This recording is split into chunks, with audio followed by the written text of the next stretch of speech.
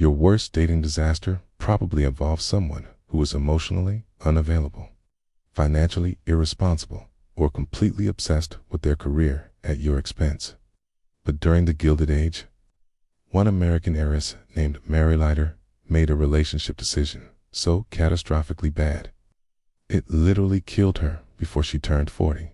She spent millions of dollars to buy herself a husband whose political ambitions would systematically destroy her health, happiness, and will to live over the course of 11 brutal years. Her story is the ultimate cautionary tale about what happens when unlimited money meets unlimited male ego, proving that even the most privileged women in history were vulnerable to husbands who viewed marriage as a business transaction.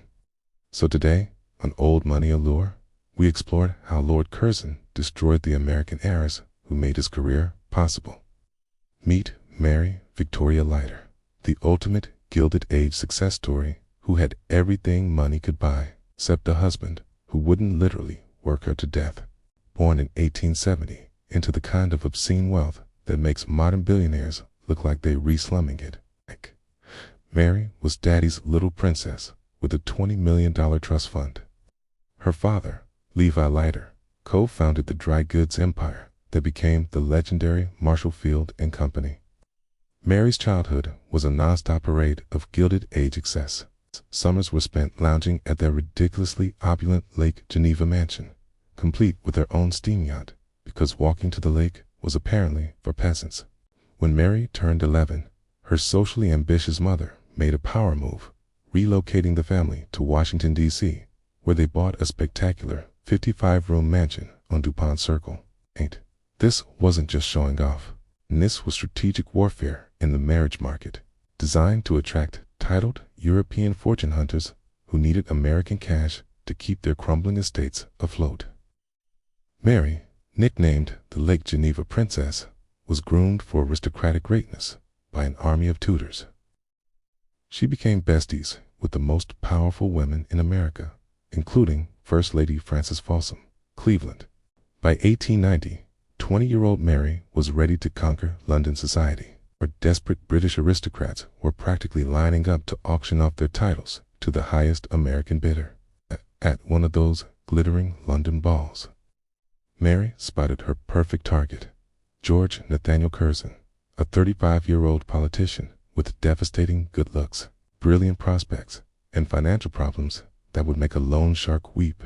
Curzon was the ideal aristocratic fixer-upper project, intellectually formidable, politically ambitious, and completely, spectacularly broke.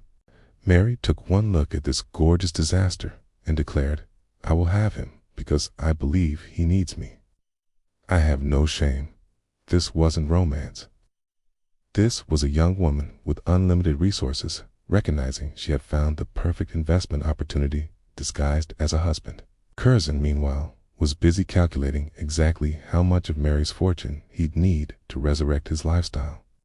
What nobody realized was that Mary was about to make the worst business deal in Gilded Age history, one that would buy her the highest political rank ever achieved by an American woman, and cost her everything else, including her life.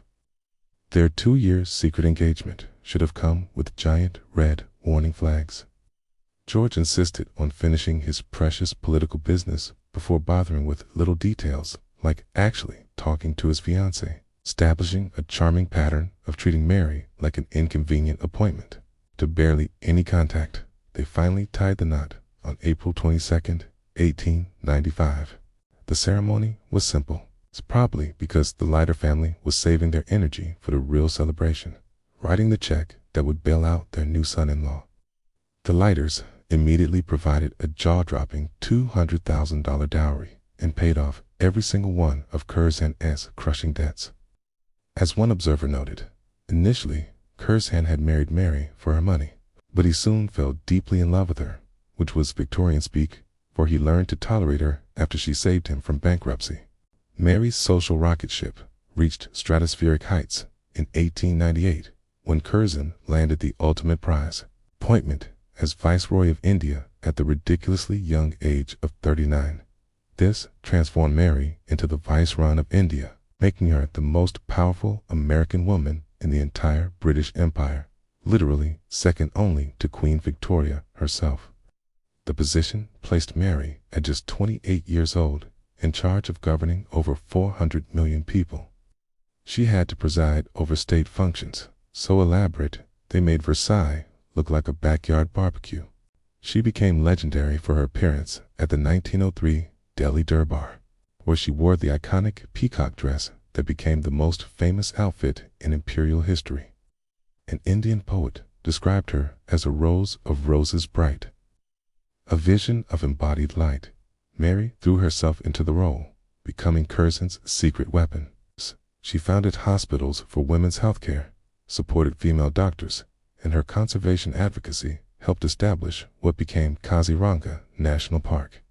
The couple had 3 daughters during these years. Political insiders credited much of Curzon's early success to Mary's grace and supernatural ability to make his unpopular policies seem almost reasonable.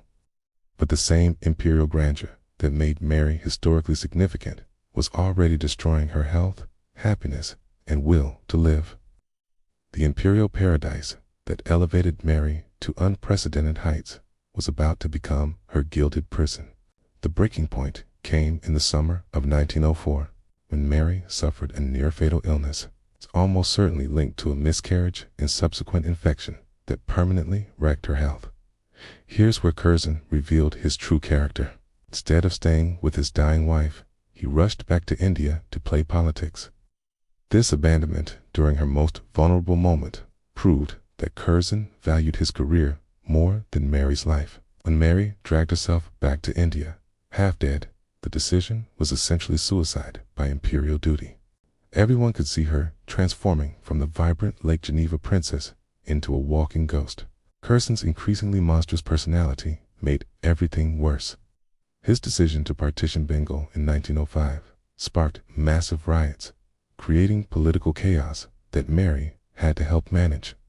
Curzon's insistence on accepting a second term as viceroy, despite Mary's obvious health crisis, proved he was either completely oblivious or simply didn't care. The final political disaster came when Curzon picked a fight with Lord Kitchener, the commander-in-chief, over bureaucratic reforms. The ego battle escalated into a governmental crisis that ended with Curzon being forced to resign in humiliating disgrace in the summer of 1905. By the time they slunk back to England, Mary was visibly dying.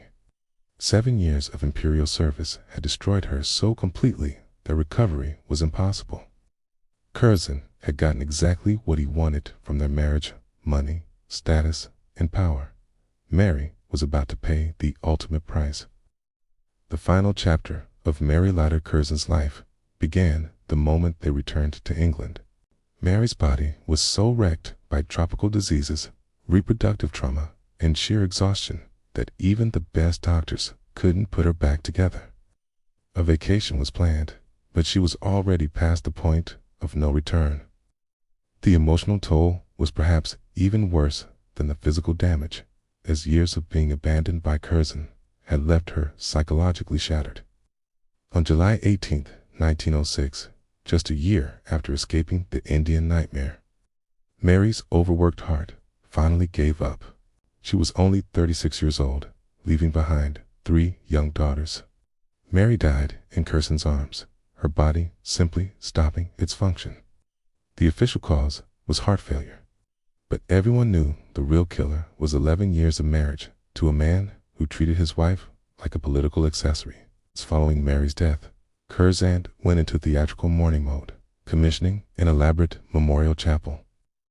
He hired a famous sculptor to create a marble effigy expressing the pathos of his wife's premature death. The devastating irony is that her family's massive fortune proved worthless when it came to purchasing the one thing she desperately needed: a husband who valued her life more than his career. Mary had achieved the impossible dream of every Gilded Age dollar princess, but the price was her health, her happiness, and ultimately her life. Her premature death stands as the ultimate cautionary tale about the human cost of unchecked ambition. Mary Leiter Curzon proved that money could buy aristocratic titles, imperial power, and a place in history, but not happiness or longevity. Her death at 36 is a stark reminder of the cost of marrying for status rather than love. Despite ruling over 400 million people, she couldn't save herself from a husband who treated her like a political investment. Now, we'd love to hear from you in the comments. What shocked you most about Mary's tragic story? Thank you for watching another episode of Old Money Allure, and we'll see you in the next one. Cheers.